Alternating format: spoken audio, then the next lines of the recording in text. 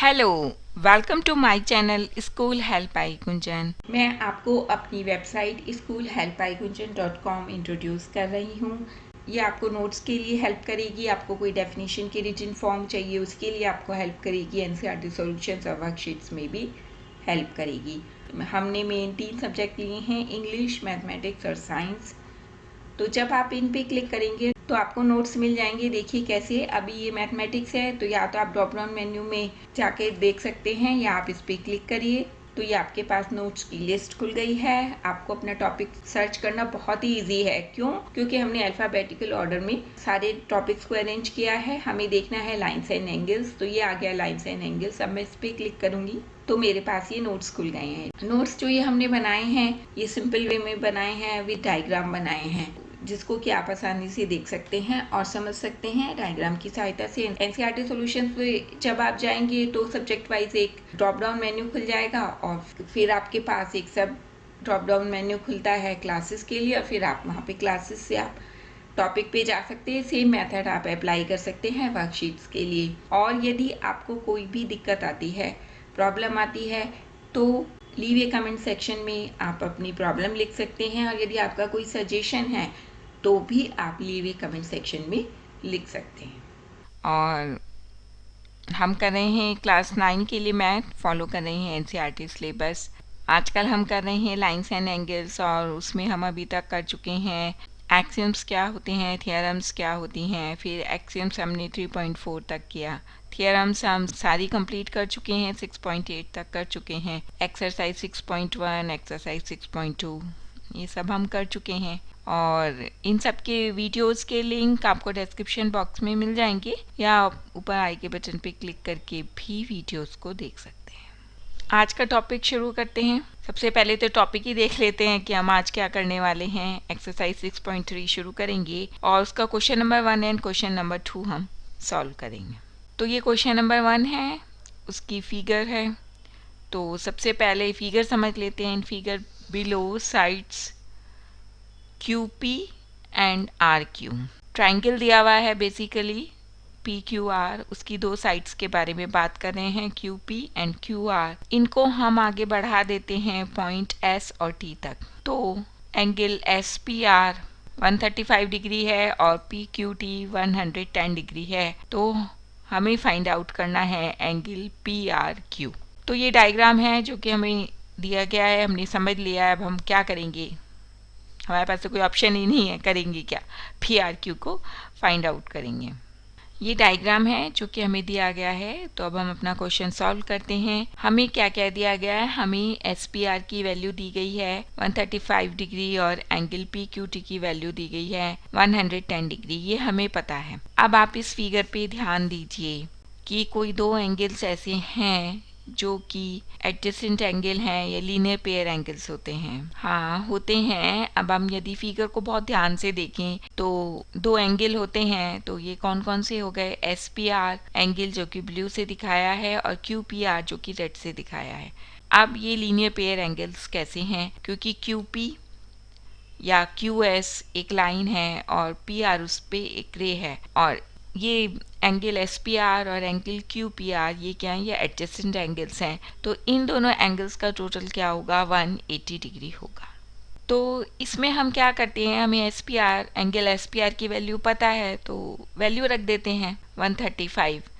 जब हम 135 degree value रखते हैं तो QPR को हम कैलकुलेट कर लेते हैं, वो आता है 45 डिग्री। अब ट्राइंगल PQR जो कि हमारे पास एक ही ट्राइंगल है, तो ट्राइंगल PQR, इसमें एंगल PQT ये किसके बराबर होगा, एंगल QPR ग्रीन से प्लस एंगल QRP, ये भी जो हमने ग्रीन से दिखाया है। क्यों होगा, ये हमने थियरम 6.8 करी थी कि exterior angle is equal to the sum of the two interior opposite angles. तो एक इक्वेशन हमारे पास आ गई, और इस इक्वेशंस में हमारे पास कुछ एंगल्स हमें पता हैं तो हम उनको पुट कर देते हैं, उनकी वैल्यूज़ को। ठीक है, PQT हमें पता है 110 डिग्री और QPR हमने अभी कैलकुलेट किया था 45 डिग्री। तो हम थर्ड एंगल को कैलकुलेट कर लेंगे फटाफट से। तो ये आता है QRP 65 डिग्री, और यही हमें कैलकुलेट करना था। अब ये क्वेश्चन नंबर 2 है। क्वेश्चन नंबर 2 भी बहुत इजी है। इसमें हमें दिया गया है angle x 62 degree, angle x y z. Angle x y z ये पूरा, जहाँ तक ये पूरा ब्लैक एंगल हम दिखा रहे हैं, बीच का ग्रीन नहीं। Angle x y z 54 degree है। यदि वाई ओ और ओ जेड या जेड ओ बाइसेक्टर्स हैं एंगल एक्स वाई जेड और एंगल एक्स जेड वाई के, ये बताया गया हमें कि ओ वाई और ओ जेड बाइसेक्टर हैं एंगल एक्स वाई जेड और एक्स जेड वाई के, तो हमें वैल्यू बतानी है ओ जेड वाई। ये हमारा डायग्राम है और अब हम अपना क्वेश्चन सॉल्व करते हैं। आप ये देख रहे हैं कि ट्राइंगल एक्स वाई जेड, इसमें तीनों कोणों का योग, यानी कि angle x y z x और जेड एक्स वाई, इनका टोटल क्या होगा, 180 डिग्री होगा। क्यों होता है, आपने पढ़ा है एंगल सम प्रॉपर्टी, ये उसके कारण से तीनों एंगल्स का टोटल 180 डिग्री होगा। ठीक है, एंगल सम प्रॉपर्टी कहती है कि किसी भी ट्राइंगल के तीनों कोणों का योग 180 डिग्री होगा। अब इसमें से हमें दो एंगल्स पता है, angle y x z 62 degree और एक्स वाई जेड 54 डिग्री। तो यदि हम इस इक्वेशन में एंगल्स की वैल्यू को रख देंगे तो हम तीसरे एंगल को बहुत आसानी से निकाल सकते हैं। तो हमने यहाँ पे वैल्यू पुट कर दी और अब इसको सॉल्व करते हैं तो वाई जेड एक्स की वैल्यू आ जाती है 64 डिग्री। जब हमने क्वेश्चन को समझा था कि वाई ओ और ओ जेड ये बाइसेक्टर हैं किसके, एंगल एक्स वाई जेड और एंगल एक्स जेड वाई की। ठीक है, तो हम एंगल एक्स वाई जेड को हम लिख सकते हैं angle x y o plus angle o y z. तो यही हमने यहाँ पे लिख दिया है कि angle x y z is equal to angle x y o plus angle o y z. ठीक है, अब हमें पता है कि वाई ओ बाइसेक्टर है एक्स वाई जेड का, तो उसका क्या मतलब हो गया कि angle x y o is equal to o y Z. यहाँ तक क्लियर है, बिल्कुल क्लियर है। अब हम इस वैल्यू को अपनी इक्वेशन में पुट कर देते हैं तो हम एक्स वाई ओ को, एंगल एक्स वाई ओ को लिख सकते हैं ओ वाई जेड। तो ये हमारे पास इक्वेशन आ जाती है o y z plus o y z is equal to x y z. तो जब इसको सॉल्व करते हैं तो angle o y z is equal to half of angle x y z. X y z की हमें वैल्यू पता है, क्या है 54। तो हम इसे सॉल्व करते हैं तो ओ वाई जेड की हमारे पास वैल्यू आ जाती है 27 डिग्री।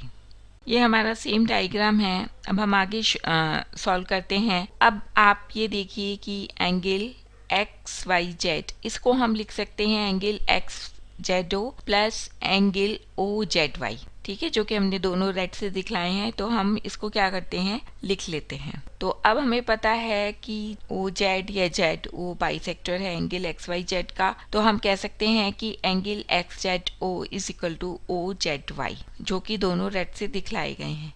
इस रिलेशन को हम इक्वेशन में लिख देते हैं। तो ये हो गया angle o z y plus o z y is equal to angle x z y, और इसको सॉल्व करते हैं तो angle o z y is equal to half of angle x z y. ठीक है, और एक्स जेड वाई की value हमें दी हुई है 64। ये तो हमने अभी कैलकुलेट की ही थी शुरू में, तो ये हो जाता है half of x z y, यानी कि हाफ ऑफ 64, आंसर आ जाता है 32 डिग्री। अब in triangle o y z, इस ट्राइंगल के अंदर तीनों कोणों का योग फिर से 180 डिग्री होगा। कौन कौन से कोण हैं हम देख लेते हैं। O y z plus y z o, blue से दिखा रहे हैं, प्लस जेड ओ वाई, इनका टोटल 180 डिग्री होना चाहिए। हमारे पास जिस एंगल की वैल्यू है हम पुट कर देते हैं। तो ओ वाई जेड की वैल्यू 27 डिग्री है, जो कि हमने अभी पहले कैलकुलेट की थी, प्लस वाई जेड ओ की अभी हमने करी है 32 degree, plus z o y, ये अब हम कैलकुलेट कर लेते हैं तो ये आ जाता है 121 डिग्री। तो जेड ओ वाई की वैल्यू आती है 121 डिग्री। तो इस तरीके से हमें जितनी भी प्रॉब्लम दी गई थी वो हमने सॉल्व करी इस क्वेश्चंस की। ये क्वेश्चन भी हमने सॉल्व कर दिया। तो क्वेश्चन 1 और क्वेश्चन 2 ऑफ एक्सरसाइज 6.3 सॉल्व किया। और आपको कोई भी प्रॉब्लम आती है तो आप मुझे कमेंट बॉक्स में लिख सकते हैं, और आपका कोई भी सजेशन है तो भी आप मुझे कमेंट बॉक्स में लिख सकते हैं, या हमारी चैनल का ईमेल आईडी हमने डिस्क्रिप्शन बॉक्स में दिया हुआ है, आप वहाँ पे भी मुझे सकते हैं, अपना सजेशन भी, और आपकी कोई क्वेरी है तो वो भी आप मुझे लिख सकते हैं। और यदि आपको नोट्स चाहिए, रिटन मटेरियल चाहिए, तो हमारी वेबसाइट schoolhelpbygunjan.com पे जा सकते हैं, जिसका कि लिंक भी मैंने डिस्क्रिप्शन बॉक्स में दे दिया है। तो आप डायरेक्ट क्लिक करके वहाँ पे पहुँच सकते हैं। वहाँ पे आपको साइंस का मटेरियल भी मिलेगा, जो कि मुझे लगता है आपके लिए बहुत अच्छा रहेगा।